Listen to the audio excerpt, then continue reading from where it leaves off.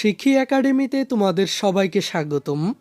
এই ভিডিওতে এখন আমরা অষ্টম শ্রেণীর স্বাস্থ্য সুরক্ষা বইয়ের ষষ্ঠ অধ্যায়ে রোগব্যাধিকে সঠিকভাবে জানি, সুস্থ থাকার নিয়ম মানি এই অধ্যায়টির 94 পৃষ্ঠার মূল্যায়ন ছক 2 এর কাজটির সমাধান দেখব। এখানে মূল্যায়ন ছক 2 এর বিষয়বস্তু হল সংক্রামক ও অসংক্রামক রোগ প্রতিরোধে স্বাস্থ্যকর অভ্যাস চর্চা। শিক্ষার্থীরা প্রথমেই চলো আমরা দেখে নেই যে বিষয়গুলোর উপর ভিত্তি করে আমাদেরকে মূল্যায়ন করতে হবে।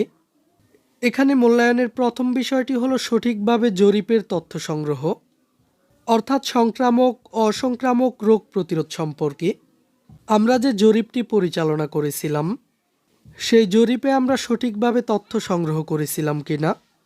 আর মূল্যায়নের দ্বিতীয় বিষয়টি হলো অন্যদেরকে সচেতন করার কৌশল প্রয়োগ, অর্থাৎ সংক্রামক ও অসংক্রামক রোগ প্রতিরোধে আমরা অন্যদেরকে সচেতন করার জন্য কৌশল প্রয়োগ করেছিলাম কিনা।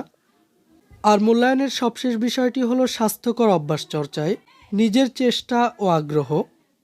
মূল্যায়নের এই তিনটি বিষয় সম্পর্কে প্রথমেই আমাদেরকে নিজেদের মন্তব্য লিখতে হবে। এরপর এই তিনটি বিষয় নিয়ে অভিভাবকের মন্তব্য কি তা এই ঘরগুলোতে উপস্থাপন করতে হবে। আর নিচের এই ঘরগুলো আমরা ফাঁকা রাখবো শিক্ষকের মন্তব্য করার জন্য। তো শিক্ষার্থীরা চলো আমরা এই মূল্যায়ন ছক 2 এর একটি নমুনা সমাধান দেখে নেই।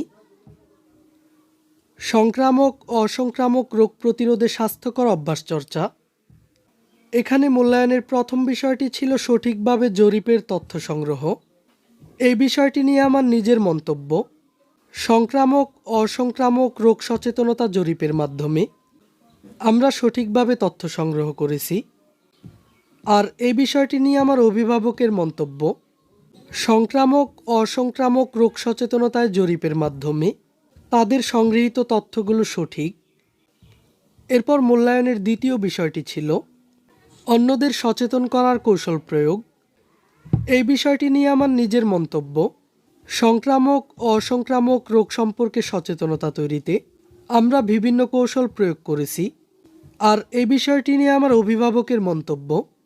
রোগ প্রতিরোধ সম্পর্কে অন্যদেরকে সচেতন করার জন্য তারা কার্যকর কৌশল প্রয়োগ করেছে। এরপর মূল্যায়নের সবশেষ বিষয়টি হলো স্বাস্থ্যকর অভ্যাস চর্চায় নিজের চেষ্টা ও আগ্রহ।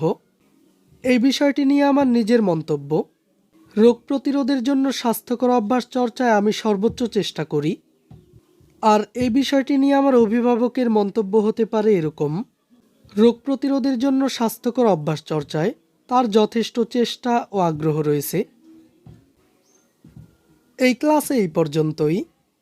শিক্ষার্থীরা পরবর্তী ক্লাসটি আমরা এই সপ্তম অধ্যায়টি থেকে শুরু করব। এই ক্লাসটি তোমাদের কাছে কেমন লেগেছে তা আমাকে কমেন্ট করে জানিয়ে দাও। আর পরবর্তী সকল ক্লাসগুলো নিয়মিত পাওয়ার জন্য চ্যানেলটিকে এখনই সাবস্ক্রাইব করে রাখো।